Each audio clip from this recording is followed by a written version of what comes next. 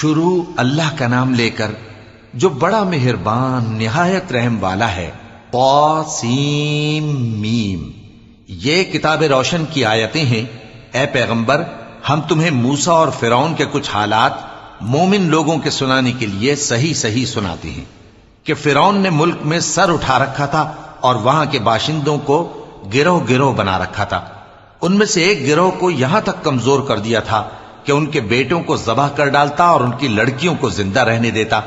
بے شک وہ مفسدوں میں تھا، اور ہم چاہتے تھے کہ جو لوگ ملک میں کمزور کر دیے گئے ہیں ان پر احسان کریں اور ان کو پیشوا بنائیں اور انہیں ملک کا وارث بنائیں، اور ملک میں ان کو قدرت دیں، اور فرعون اور حامان اور ان کے لشکر کو وہ چیز دکھا دیں جس سے وہ ڈرتے تھے۔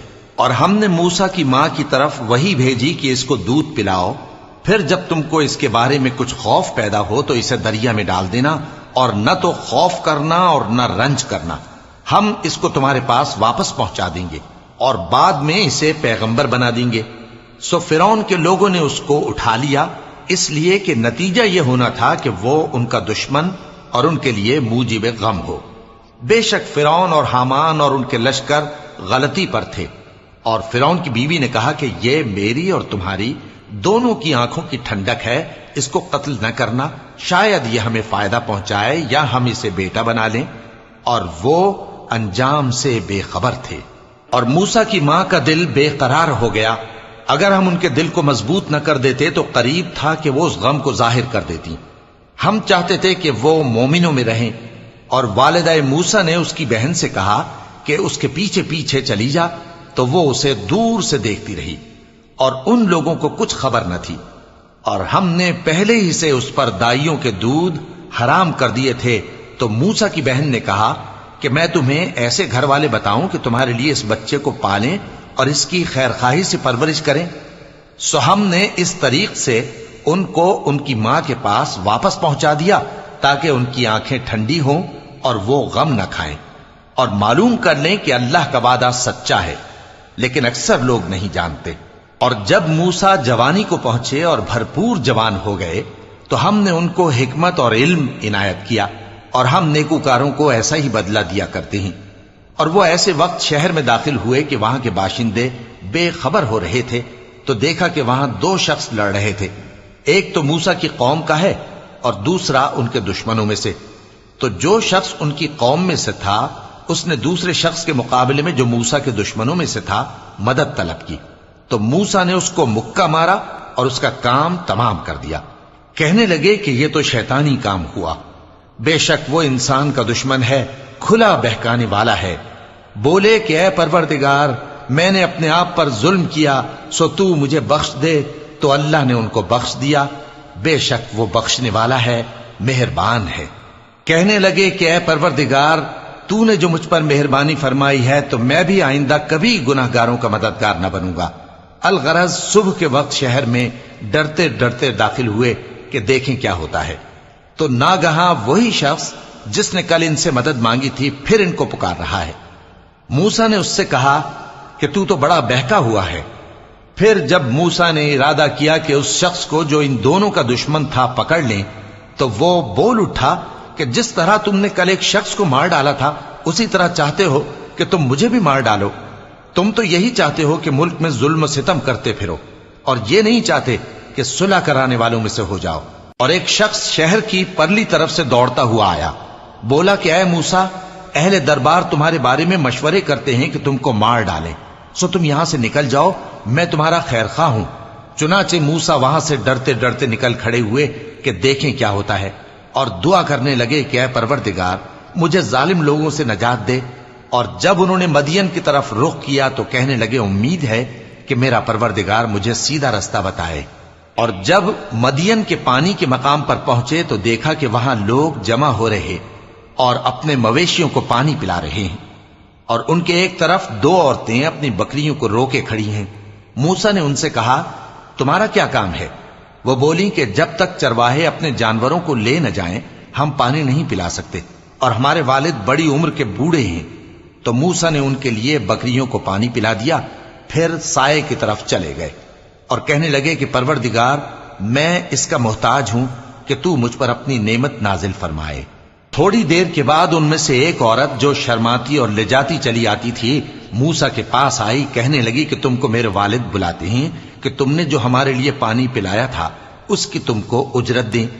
फिर जब वो उनके पास आए और उनसे अपना माजरा बयान किया तो उन्होंने कहा कि कुछ खौफ न करो, तुम जालिम लोगों से बच आए हो। एक लड़की बोली कि अब्बा इनको नौकर रख लीजिए, क्योंकि बेहतरीन नौकर जो आप रखें वो है जो तवाना हो, अमानतदार हो। उन्होंने मूसा से कहा कि मैं चाहता हूं कि अपनी इन 2 बेटियों में से एक को तुमसे ब्याह दूं, इस अहद पर कि तुम 8 बरस मेरी खिदमत करो। फिर अगर 10 साल पूरे कर दो तो वो तुम्हारी तरफ से एहसान होगा, और मैं तुम पर तकलीफ डालनी नहीं चाहता। तुम मुझे इंशाअल्लाह नेक लोगों में पाओगे। मूसा ने कहा कि मुझ में और आप में ये अहद पुख्ता हुआ, मैं जो मुद्दत चाहूं पूरी कर दूं, फिर मुझ पर कोई ज्यादती न हो, और हम जो मुआहिदा करते हैं अल्लाह उस पर गवाह है। फिर जब मूसा ने मुद्दत पूरी कर दी और अपने घर के लोगों को लेकर चले तो तूर की तरफ से आग दिखाई दी। वो अपने घर वालों से कहने लगे कि तुम यहां ठहरो, मुझे आग नजर आई है, शायद मैं वहां से रास्ते का कुछ पता लाऊं या आग का अंगारा ले आऊं ताकि तुम आग तापो। सो जब उसके पास पहुंचे तो मैदान के दाएं किनारे से एक मुबारक जगह में एक दरख्त में से आवाज आई कि ऐ मूसा, ये मैं हूं अल्लाह, तमाम जहानों का परवरदिगार, और ये कि अपनी लाठी डाल दो। सो जब उन्होंने देखा कि वो हरकत कर रही है गोया सांप है, तो पीठ फेर कर चल दिए और पीछे मुड़कर भी न देखा। फरमाया, मूसा आगे आओ और डरो मत, तुम अमन पाने वालों में हो। अपना हाथ गरीबान में डालो तो बगैर किसी ऐब के सफेद रोशन होकर निकल आएगा, और खौफ दूर करने की गरज से अपने बाजू को अपनी तरफ यानी सीने से मिला लो।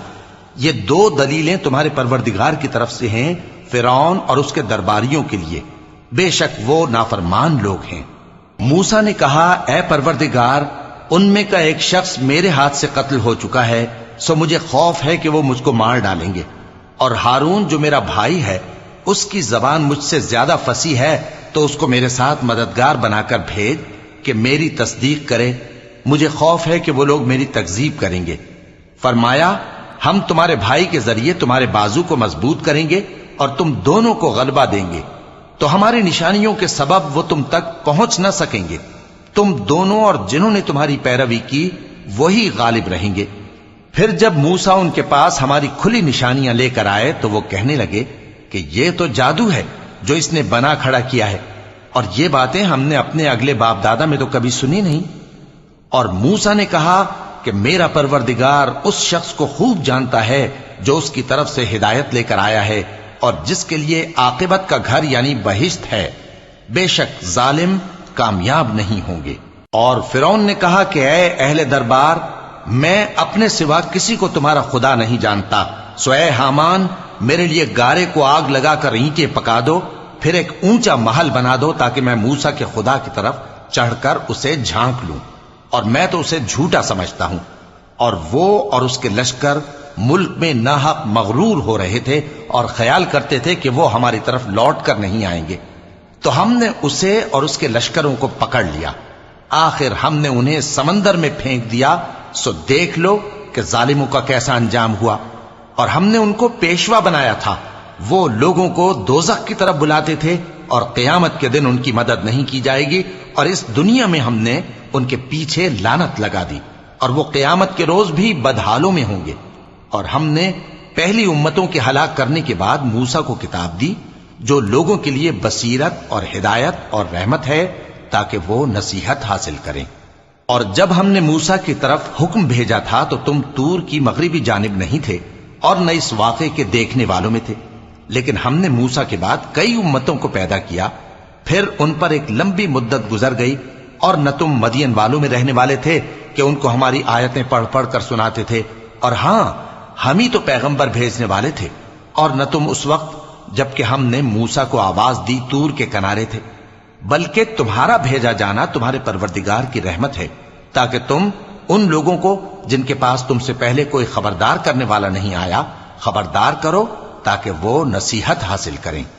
और ए पैगंबर, हमने तुमको इसलिए भेजा है कि ऐसा न हो कि अगर उन अमाल के सबब जो इनके हाथ आगे भेज चुके हैं इन पर कोई मुसीबत वाक़ हो تو یہ کہنے لگے کہ اے پروردگار، تو نے ہماری طرف کوئی پیغمبر کیوں نہ بھیجا کہ ہم تیری آیتوں کی پیروی کرتے اور ایمان لانے والوں میں ہوتے۔ پھر جب ان کے پاس ہماری طرف سے حق آ پہنچا تو کہنے لگے کہ جیسی نشانیاں موسیٰ کو ملی تھیں ویسی اس کو کیوں نہیں ملی؟ کیا جو نشانیاں پہلے موسیٰ کو دی گئی تھی انہوں نے ان سے کفر نہیں کیا؟ کہنے لگے کہ دونوں جادوگر ہیں، ایک دوسرے کے موافق، اور بولے کہ ہم سب سے منکر ہیں۔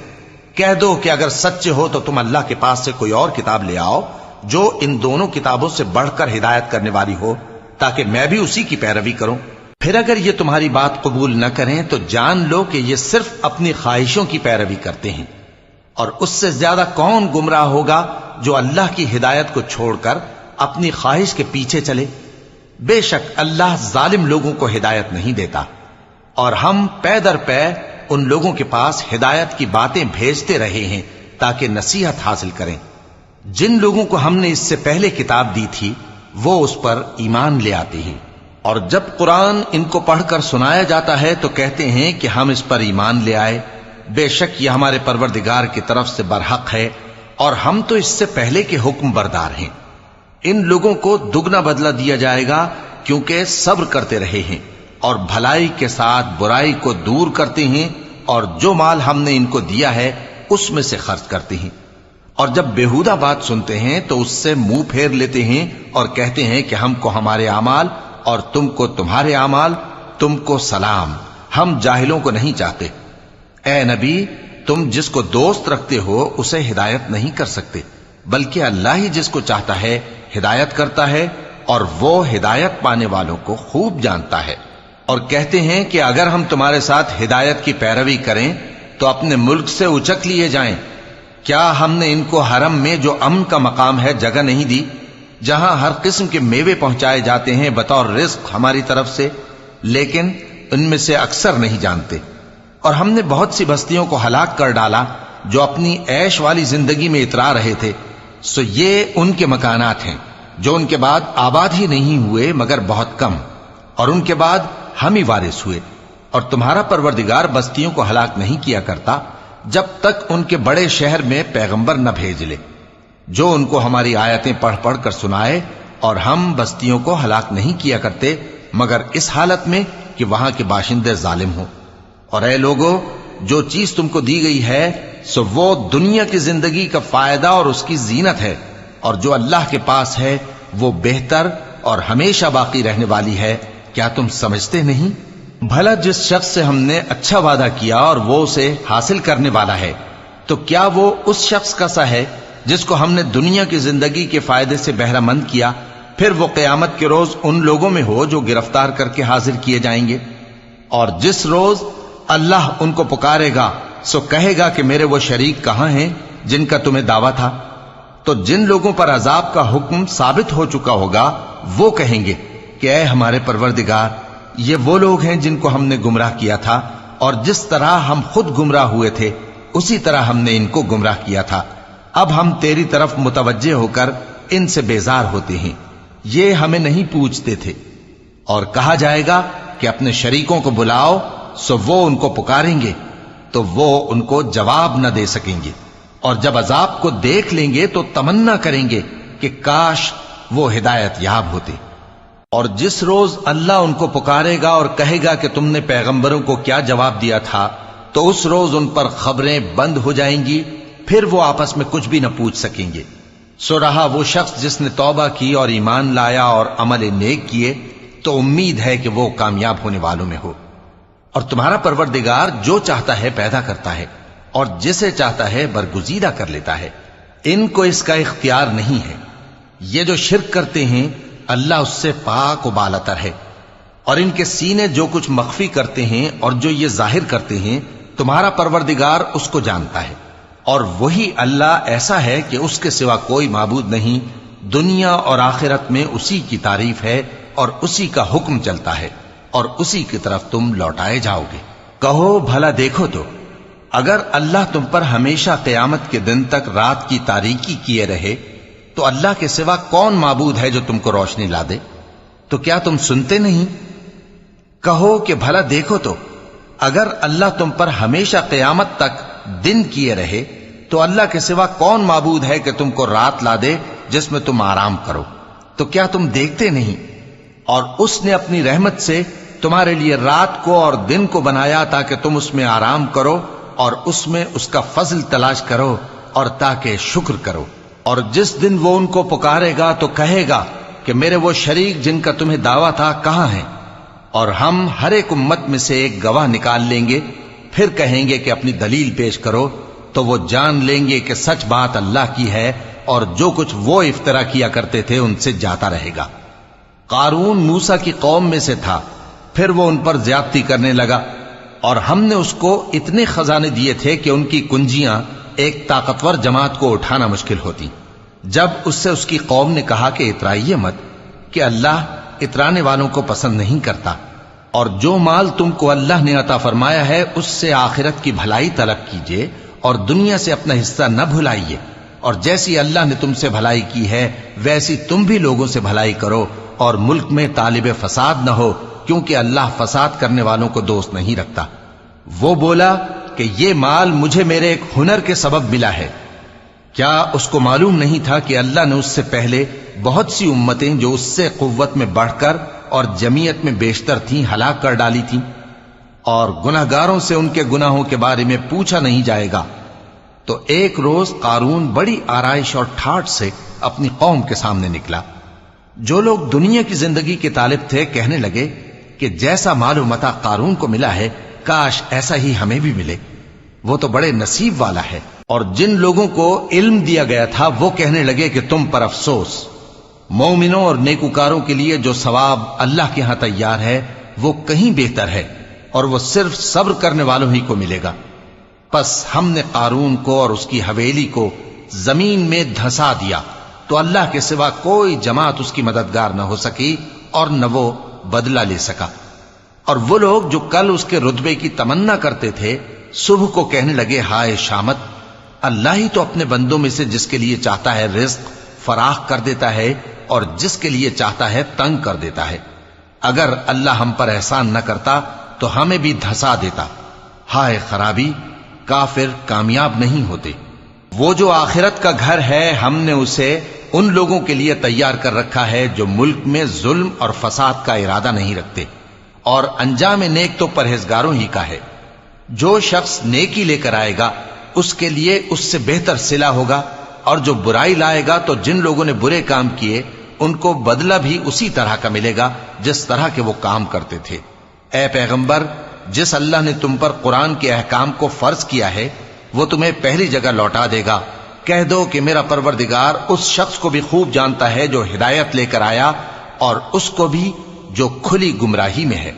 اور اے نبی، تمہیں امید نہ تھی کہ تم پر یہ کتاب نازل کی جائے گی مگر تمہارے پروردگار کی مہربانی سے نازل ہوئی، سو تم ہرگز کافروں کے مددگار نہ ہونا، اور وہ تمہیں اللہ کی آیتوں کی تبلیغ سے بعد اس کے کہ وہ تم پر نازل ہو چکی ہیں روک نہ دیں، اور اپنے پروردگار کو پکارتے رہو اور مشرکوں میں سے ہرگز نہ ہو جانا، اور اللہ کے ساتھ کسی اور کو معبود سمجھ کر نہ پکارنا۔